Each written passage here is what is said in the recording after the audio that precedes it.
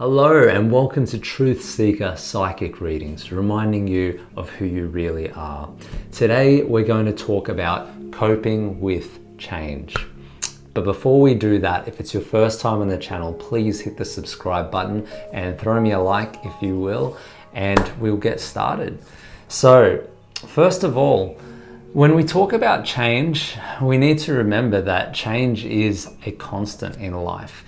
Nothing we ever do does not in fact involve change, and for us to become very reactive or to not accept change for what it is when it shows up for us in our lives is actually quite unnatural. But unfortunately, we've grown up in this society and we've been conditioned in a certain way to perhaps have order and peace and structures in our lives. You know, you could, look at the school system. You could look at the way that we go through life, you know, that we're going through a school system. They're telling us what to do. They're showing us exactly what to expect next. You go out, you may study, you may do tertiary study.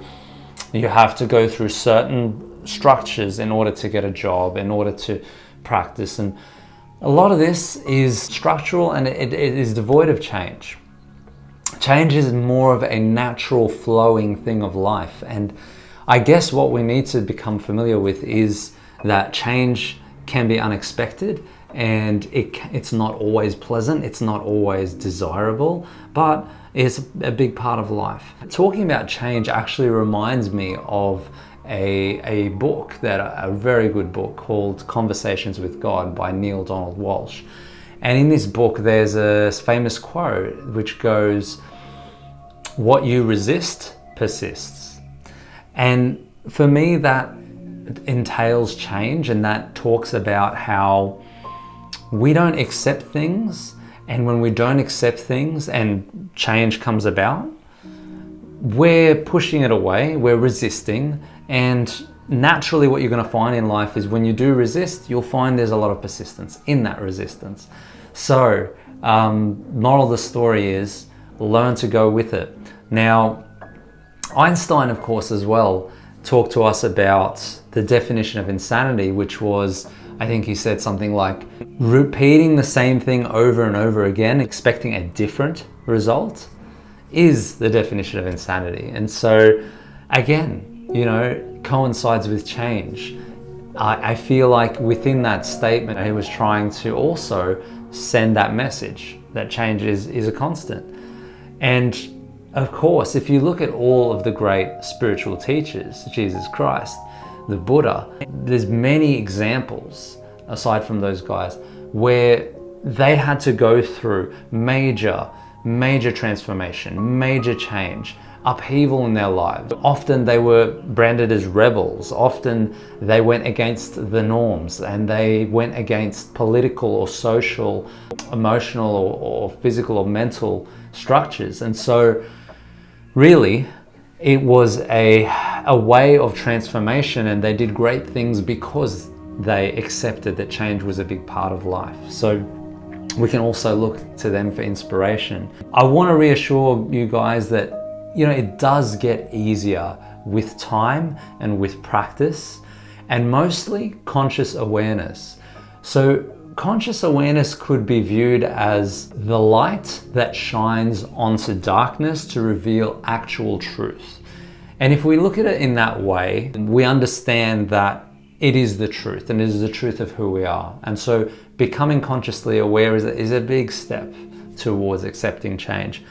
Aside from that, I guess talking about being all consciously aware also means understanding when we are reacting, you know, when we are compulsively, and I'm an Aries sun, so which is a natural trait of an Aries. I can be compulsive even if I seem very calm on the outside, very stable, very balanced, which I am to some degree.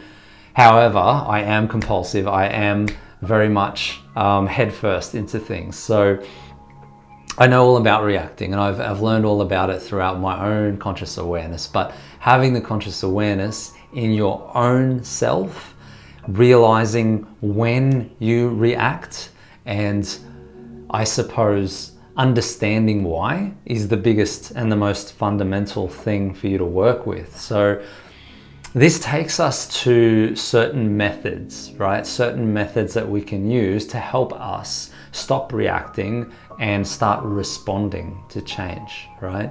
For me, there's a few methods that I like to talk about. One is talking, right? I mean, it sounds simple, but we don't do it enough as a society and as a culture. I mean, nothing that's been going on recently has actually helped us in the world to open up more and talk because of all this segregation and separation.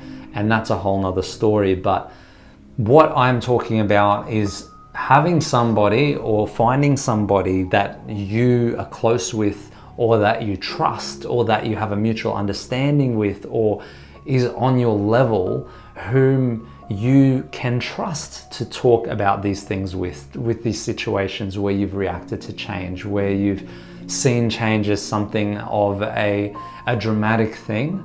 And being able to talk to somebody who will hold space for you is a way of expressing those feelings and emotions, and it will help you feel better.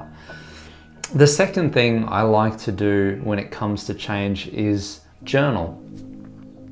So journaling is another way of expressing your thoughts, your feelings, your emotions, and it need not be every day, but if you do look to journal when you've gone through some massive change or some sort of a incident that caused you to react, okay, likely it was change, and writing about it in a journal will actually help you express those emotions and those feelings and get them out. Why is this important? Because A, we store emotions in the physical body in different areas depending on who you are, time of birth, all that sort of thing. It all plays a role, and your job and all that sort of stuff. But the stress we hold in our body, writing about it can help release it. It can help us flow again. And so writing about it also helps us understand our emotions.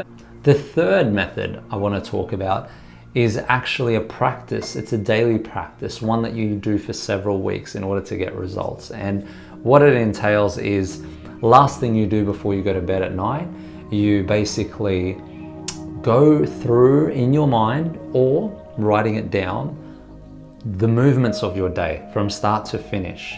And all you're doing is thinking or writing about the times that you had change occur which you weren't happy with, which you found yourself reacting to. Doing that will actually help you to rewrite.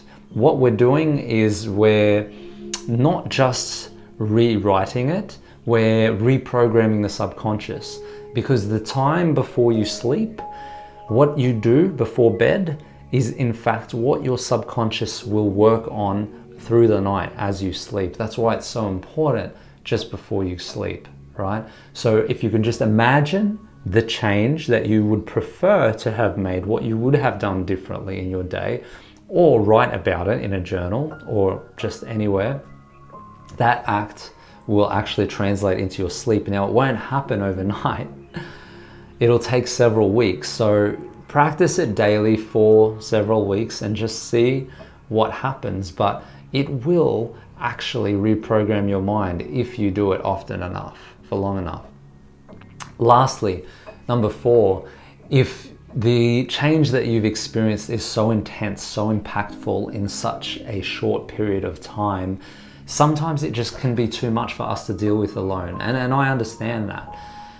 Depending on your level of anxiety, your level of depression, your level of self-understanding, it's all going to, I guess, make a different impact on us. But kinesiology, this is something I like to prescribe, and it can either be a one-off or it can be several sessions depending on how deep the trauma is around the change, right? But we need to remember that if we're reacting to change, that also means that we are hardwired to respond in a certain way, that in our childhood or likely in our past, there was a certain situation that coincided with that change that we're experiencing now, which triggered us, which made us feel a certain way. And so kinesiology will actually have an intuitive counselor talk you through it. And you'll talk about how you reacted and how the change affected you. And what they will do is they will take you back. Well, firstly, they'll put you in a calm, meditative state, and they'll take you back in your mind to the time when you were X years old or months ago or whenever this occurred. And they will essentially find the emotional blocks within you, and they will help you to just release those emotional blocks so that you're no longer carrying it. So you will make peace with it, you will give love to your younger self, you will forgive, forget, let go, surrender, and all of this will help you to reprogram, and that way you're not carrying that old program from years and years ago, and it will help you change the way you respond to change. And the key word is respond. Now, the other thing I want to talk about is acceptance, and acceptance is huge, okay?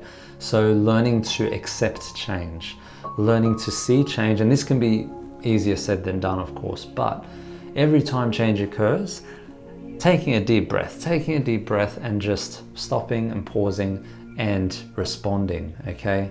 Breathing is a natural thing, and if we become tight, if we become constricted, fight or flight mode kicks in, our breathing becomes shorter and it becomes more difficult for us to make clear, conscious choices. So accepting and responding rather than reacting, okay, is another key.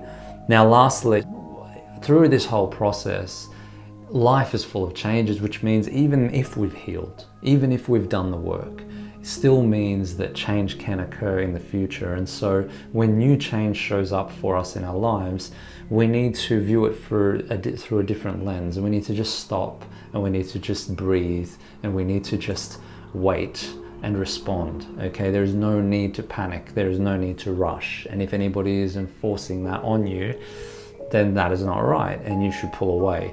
So essentially, when it comes to change, understanding that change happens for you, not to you, is key, okay? Everything in life is for you, not to you. So understanding this can be a difficult thing to fathom, but over time, conscious awareness and all these practices that you go back to are going to continue to remind you of who you really are. So if you enjoyed this video, please hit the like button, please share it with your friends or somebody you feel would benefit, and subscribe if you will. Comment in the comments below. I'd love to hear from you guys, and have an amazing day. I'll see you in the next video.